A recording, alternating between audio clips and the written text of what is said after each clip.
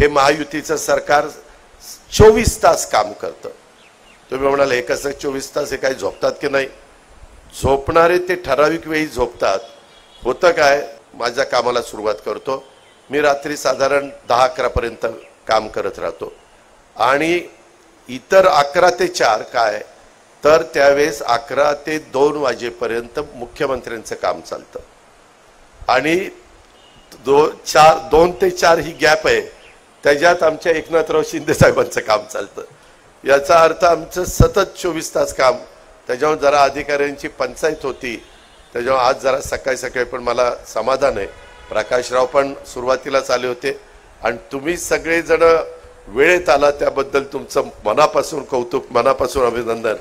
कुठली कामाची सुरुवात सकाळी लवकर उठून केली ही आपली परंपरा चालत आलेली आहे। उत्साह असतो, नवे सकाळची पहाट जरा चांगली असते आणि त्याच्यातनं कामाचा उरक होतो।